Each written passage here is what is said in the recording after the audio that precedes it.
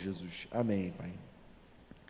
Vamos ler então Lucas capítulo 24, eu vou ler a partir do verso 13. Diz assim: naquele mesmo dia, dois deles estavam indo para um povoado chamado Emaús, a 11 quilômetros de Jerusalém. Então, o cenário é o seguinte: Jesus tinha acabado de ser crucificado 3 dias antes, e os discípulos dele, que até então estavam seguindo ele, estavam ainda debaixo do impacto da notícia da sua morte, da sua crucificação, se perguntando assim: poxa, quer dizer que a gente seguiu Jesus 3 anos, a gente estava com ele, a gente viu ele fazer maravilhas, dar evidências de que ele vinha da parte de Deus, estava sendo usado por Deus no nosso meio, a gente ficou maravilhado com tudo que ele fez, e agora a gente nadou e morreu na praia. É isso? É essa a situação deles. No caminho conversavam a respeito de tudo o que havia acontecido. Enquanto conversavam e discutiam, eles não sabiam que Jesus havia ressuscitado, né? O próprio Jesus se aproximou e começou a caminhar com eles. Nunca imaginariam que aquele ali era o próprio Jesus. Mas os olhos deles foram impedidos de reconhecê-lo. Ele lhes perguntou: sobre o que vocês estão discutindo enquanto caminham? Eles pararam com os rostos entristecidos. Um deles, chamado Cleopas, perguntou-lhe: você é o único visitante em Jerusalém que não sabe das coisas que ali aconteceram nesses dias? Que coisas?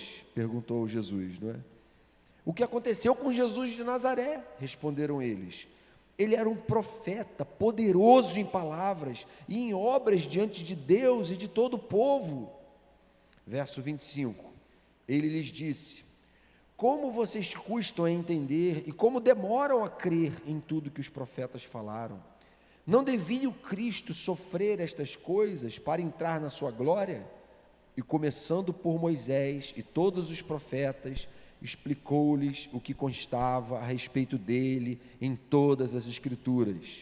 Verso 31, então os olhos deles foram abertos e o reconheceram, e ele desapareceu da vista deles. Perguntaram-se um ao outro: não estava queimando o nosso coração enquanto ele nos falava no caminho e nos expunha as Escrituras? Então, gente, esse texto revela um momento em que esses dois homens, como eu disse, estavam, como grande parte, certamente, se não a totalidade dos cristãos que haviam caminhado com Jesus, ido ouvir a pregação de Jesus, acompanhado e testemunhado os milagres que Jesus operou, e de repente Jesus morreu, acabou tudo, acabou o sonho de que ele era o Messias, de que ele era o enviado de Deus.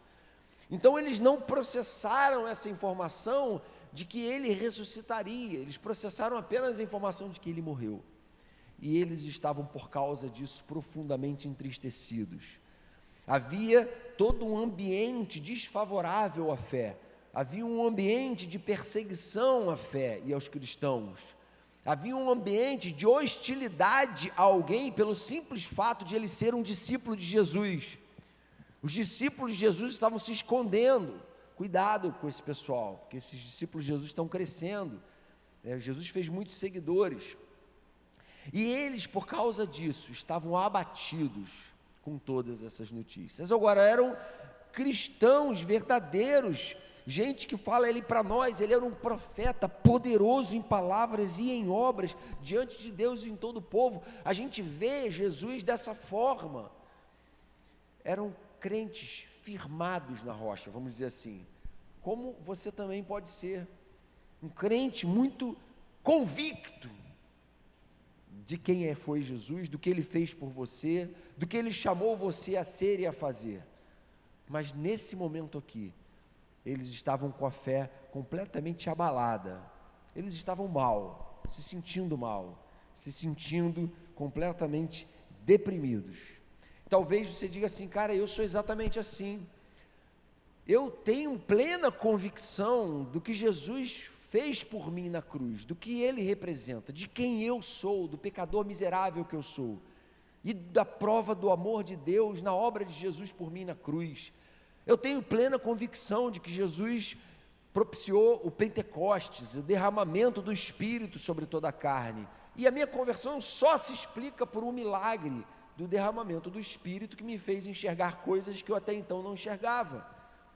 Talvez você tenha toda essa construção, mas você esteja sofrendo com certas forças que se opõem à sua fé, amigos que te hostilizam, professores, pais que discriminam você até por sua fé. Tem gente que sofre esse tipo de coisa dentro de casa.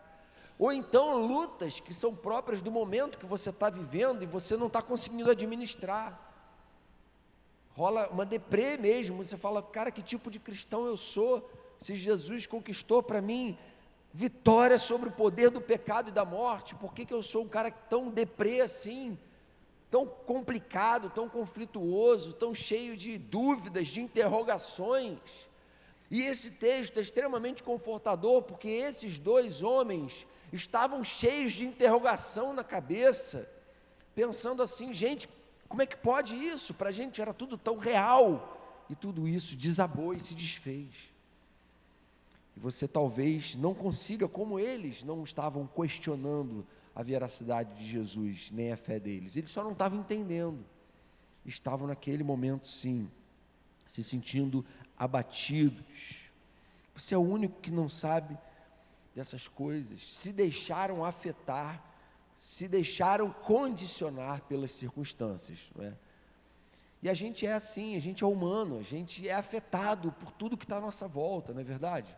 Às vezes uma simples palavra negativa de alguém, pode ser da igreja, pode ser da sua sala de aula, do seu trabalho, te deixa mal, você fica remoendo aquilo, a gente se deixa afetar por algum acontecimento, seja na sociedade, ou seja dentro da sua família, e você se deixa abater às vezes mais do que deveria talvez, às vezes não, é porque realmente há lutas grandes que a gente enfrenta, mas a gente se deixa abater, e eles se sentem naquele momento frustrados, cheios de interrogações. E aí, irmãos, é interessante que há uma mudança do início para o final. No final, o comportamento deles é outro. No final, o texto diz, eles falam um para o outro, olham um para a cara do outro e falam assim, enquanto Jesus falava com a gente, não ardia o nosso coração com aquilo que ele pregava? No final do texto, parece que aqueles dois homens experimentam um reavivamento pessoal. Não são mais aqueles dois do início da história, entende? E o que foi que gerou na vida deles essa mudança tão radical de comportamento, de forma de encarar as coisas, de bem-estar psíquico? O que muda tão radicalmente a vida deles? E o que pode sim reavivar a nossa fé e mudar a gente, e essa sensação negativa de deprê, de uma fé abatida, de uma fé esculachada, para uma fé cheia de força, completamente. Nossa fé sempre é reavivada quando a gente coloca Deus no centro da nossa vida. Pô, mas em que sentido eles colocaram Deus no centro da nossa vida? Talvez alguns no lugar deles já nem estariam mais querendo ouvir falar de Jesus, mas eles não, 3 dias depois eles ainda estavam falando de Jesus, esse era o assunto da vida deles, não tem mais sobre o que conversar, a gente só conversa sobre Jesus, ele está no centro das nossas preocupações, dos nossos questionamentos, ele está no centro da nossa vida, porque a gente respira Jesus e a Deus e as coisas de Deus, e a gente quer saber o que Deus tem para nós nesse momento. Essa é uma primeira chave fundamental para eu e você experimentarmos esse reavivamento da fé no nosso coração, esse levantar-se de uma postura de abatimento, de tristeza e de angústia, de uma fé muito cheia de interrogações, para uma fé cujo coração arde, faz o coração arder e queimar, e se alegrar com Deus, é a gente chamar Ele para o centro das nossas conversas. Há pouco tempo, um grupo de amigos criou um grupo de amigos meus da época de adolescência, criou um grupo no WhatsApp, e começaram a compartilhar ali, vamos agendar um churrasco e tal, e tudo bem, eu entrei lá, pô, legal, vamos tentar marcar, era uma galera da igreja, que frequentou a igreja comigo, que participou de vigília comigo, que ia a retiro comigo, que buscava Deus comigo. Aí no meio do papo começou o assunto de cerveja. Não, porque a cerveja é essa, porque a cerveja é aquela, porque a cerveja é artesanal. Quando eu fui ver, um mês depois, se eu olhasse as fotos do WhatsApp, era só foto de cerveja, de marca de cerveja, de garrafa de cerveja, quando não de vinho. O assunto da bebida alcoólica dominou o centro das atenções. O grupo são grupos que falam sobre bebida alcoólica. A coisa se tornou um problema, ou seja, isso está no centro do coração e das atenções daquelas pessoas naquele momento. E pode ser que você diga assim, não, esse não é o meu caso. Mas o que está dominando o assunto da sua vida, das suas rodas de conversa? Qual é o assunto que hoje fala mais ao teu coração? Você gosta de conversar a respeito, você gosta de falar, você se preocupa. E às vezes a gente fica buscando as mesmas coisas que aqueles que estão vivendo abatidos buscam. E aí a gente não entende porque que a nossa fé é uma fé deprê, é uma fé irrelevante, uma fé que não faz diferença onde está. Então, para que aconteça esse reavivamento na nossa vida, não é que a gente não possa falar de outros assuntos, mas que a gente tem que trazer de volta a centralidade de Deus, buscar Deus em primeiro lugar, e todas as outras coisas vão ser acrescentadas. As outras coisas são importantes, mas Deus e o seu reino são muito mais importantes. Eu quero que as coisas de Deus estejam no centro da minha forma de enxergar o mundo e a realidade à minha volta. Eu quero que as preocupações de Jesus sejam as minhas preocupações. Eu quero que a proposta do Evangelho seja a minha meta de vida, a imitação de Cristo. Filipenses 4:8, que Paulo fala, finalmente, irmãos, tudo que for verdadeiro, tudo que for nobre, tudo que for correto, tudo que for puro, tudo que for amável, tudo que for de boa fama, se houver algo de excelente e digno de louvor, pensem nessas coisas. Deixe a mente de vocês ficar impregnada de coisas boas e virtuosas, porque não adianta você ficar enchendo a cabeça de um monte de bobagem, né? Assistindo vídeo de humor 90% do seu tempo livre no YouTube, e acreditar que isso vai ajudar você a ficar mais próximo de Deus, a ter uma fé mais vigorosa, mais fervorosa. O coração não vai arder com as coisas de Deus. Agora, se eu usar esse mesmo tempo para buscar se alimentar das coisas de Deus, ficar ligado no que está rolando de maneira de louvor, de mensagens, ler a palavra de Deus, meditar nela, se alimentar dela, procurar conhecê-la mais a fundo, deixar que as coisas de Deus supram a tua alma das verdadeiras carências que ela tem, e parar de acreditar que esses artifícios do mundo e da cultura vão conseguir saciar a nossa sede. Não vão, a gente vai ficar numa depressão que não vai em momento nenhum ser reavivada. E aí, gente, quando a gente começa a colocar a Deus no centro da roda, ele começa a entrar no meio da roda. Foi isso que aconteceu, ele entrou, e a partir do momento que ele entra, começa uma revolução, começa a mudar tudo, nossa vida começa a mudar. Somos reavivados quando saímos ao encontro de Jesus, buscamos as coisas de Deus.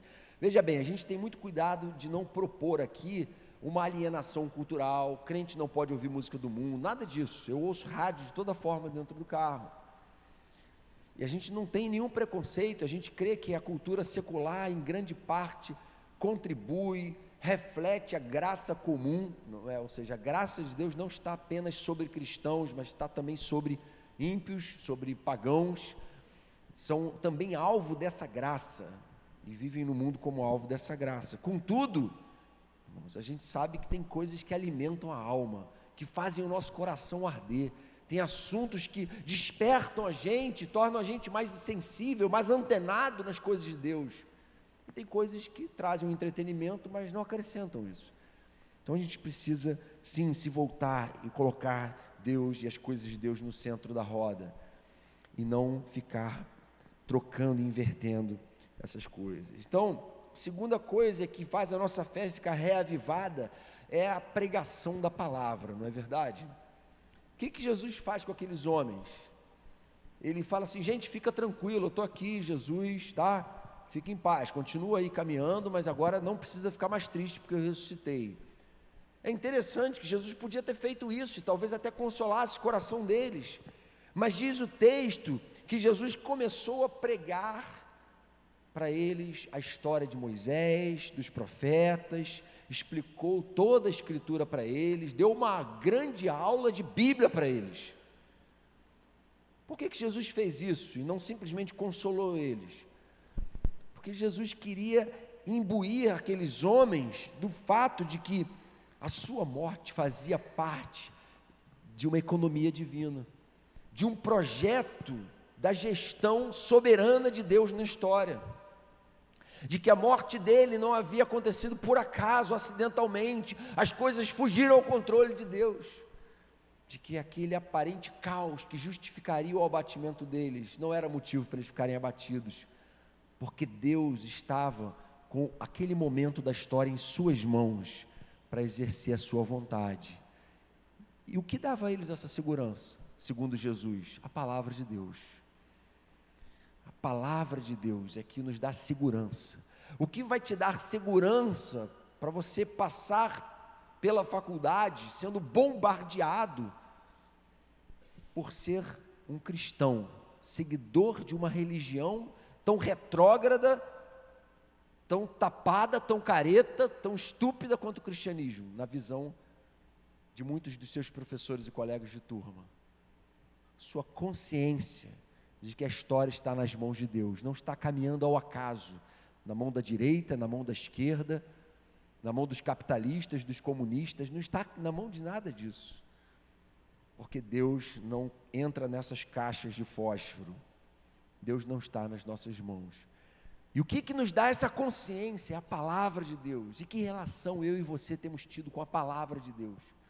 Ela tem sido nosso livro de cabeceira, ela tem sido nossa fonte de inspiração para a vida, ela tem sido nossa regra de fé e prática, ela tem sido aquele fundamento no qual a gente tem alicerçado a nossa vida, ela tem sido a rocha sobre a qual edificamos a nossa casa, ela tem sido lâmpada para os nossos pés e luz para os nossos caminhos, ou ela tem sido um livro que fica dentro da nossa gaveta?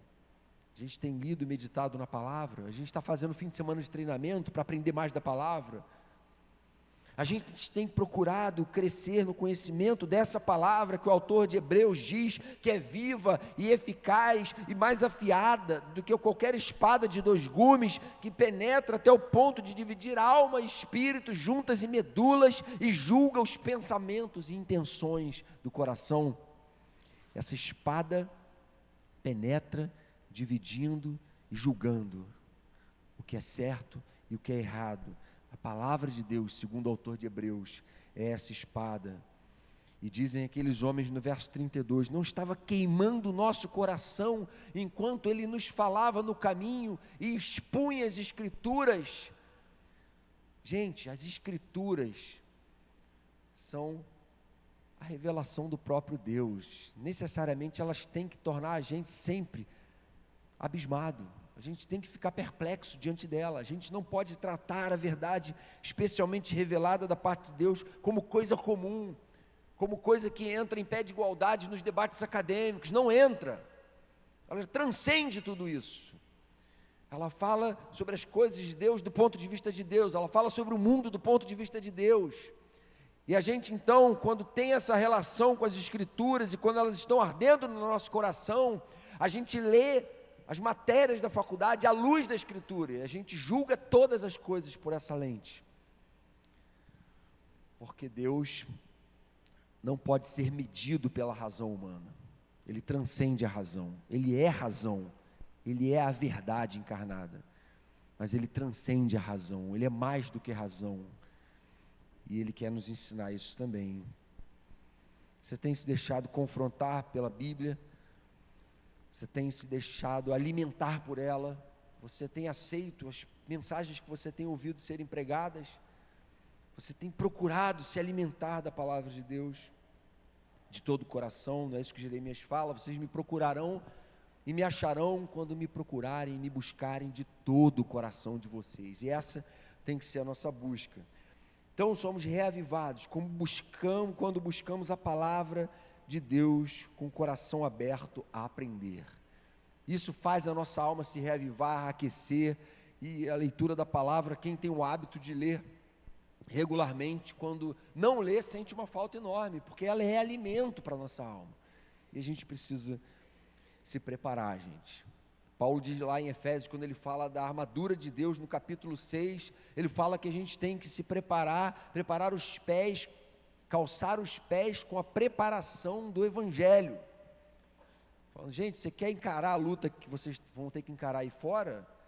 Não adianta, sem calçar os pés com a preparação do Evangelho. Os pés, aquilo que põe vocês em contato com esse mundo, tem que ser calçado com o Evangelho. Vocês têm que ter consciência da fé, vocês têm que estar preparados para dar razão da esperança que há em vocês, porque senão vocês vão sucumbir, vão ser ridicularizados, e o pior não é o que os outros vão falar sobre você, é o que você vai ter perdido dentro de si próprio, a sua própria consciência do seu próprio erro, da sua própria fé. Você mesmo vai desprezar a sua própria fé e a sua identidade em Cristo. Mas quando você está com os pés calçados com a preparação do Evangelho da paz, podem te apedrejar como apedrejaram Estevão, que você vai olhar para aquela gente te apedrejando e vai falar, Senhor, perdoa eles, porque eles não sabem o que estão fazendo.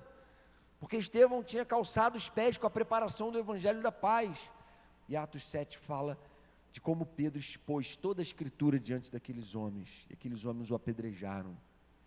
Mas ele morreu feliz, o primeiro mártir da igreja, porque ele não estava ali impondo suas ideias e filosofias pessoais, ele estava falando da palavra de Deus, e essa palavra ardeu no coração dele, e essa palavra condicionou a forma de ele enxergar o mundo, e até mesmo os inimigos, capaz de amar e interceder pelos seus assassinos, entende? A palavra muda a nossa forma de enxergar tudo, e ela arde em nosso coração, e ela reaviva o nosso coração. Todo grande avivamento foi precedido por um retorno à palavra de Deus. E a gente quer avivamento, mas não quer compromisso com a palavra. Não tem buscado ela e se alimentar dela. Terceiro lugar, nossa fé sempre é reavivada quando fazemos questão de comunhão. Comunhão com Deus, não é? Comunhão. Eles dizem assim no verso 29, insistiram muito com ele, fique conosco, pois a noite já vem, o dia já está quase findando. Então ele entrou para ficar com eles. Quando estava à mesa com eles, tomou o pão, deu graças e partiu. A ficha daqueles homens caiu, eles reconheceram o Senhor e eles queriam estar juntos. Não é isso que Atos 2,46 diz? Todos os dias eles continuavam a reunir-se no templo e de casa em casa, partiam o pão, tomavam suas refeições, queriam estar juntos. Não é para se fecharem, porque Jesus falou, eu vou enviar vocês como ovelhas para o meio de lobos, vocês não têm que se isolar não, vocês têm que ir lá para o meio de lobos, mas vocês precisam viver em comunhão, porque essa comunhão vai ser fundamental, porque vocês veem que as mesmas lutas que vocês têm enfrentado estão se cumprindo na vida dos seus irmãos que têm caminhado com vocês, porque isso é inspiração para vocês, porque isso fortalece vocês, porque vocês são um corpo, que aquilo que o pecado tornou impossível, que é a convivência de pessoas em sociedade, o Evangelho resgata em nós e nos torna capazes de nos relacionar de forma humilde, tratável, de nos dar relacionamentos, de nos preocupar uns com os outros, de nos amarmos, de honrarmos uns aos outros, de nos relacionarmos de forma harmônica, sendo nós pecadores, muitas vezes por natureza intolerantes, intempestivos, soberbos, prepotentes, e o Evangelho transforma a gente pelo poder do Espírito e da palavra que esse Espírito inspirou, e a gente consegue conviver, vendo tanta gente fazendo coisa errada, mas perdoando, caminhando do nosso lado, vivendo a verdadeira comunhão que nos fortalece. E às vezes a gente fala assim, hoje eu nem vou à igreja, né? Chega na igreja, simples contato com as pessoas, simples momento de adoração, de exposição da palavra, de comunhão, faz a gente sair reanimado e revigorado. Quanta gente fala assim, pô, hoje eu não vou à célula, estou cansado e tal, e sai da célula falando, como é que eu pude pensar e não ir à célula? Porque a comunhão tem um papel fundamental nesse recrudescimento da fé, nesse reavivamento espiritual que a gente precisa buscar. A gente precisa estar junto, sim, orando e buscando a Deus, e se fortalecendo. A mesma coisa que a gente experimentou em retiro, a gente pode experimentar aqui no dia a dia, e se fortalecer, e se preparar como missionário, para ir lá para o meio de lobos, para ser luz no meio das trevas, e é isso que a gente tem buscado fazer aqui. Então, gente, concluindo, somos reavivados quando estamos juntos em comunhão. Comunhão tem esse poder maravilhoso. Se a gente tem faltado com fervor espiritual, com zelo espiritual, a gente não tem que encarar isso como uma coisa normal. É assim mesmo. A fé, às vezes a gente está bem, às vezes a gente está mal.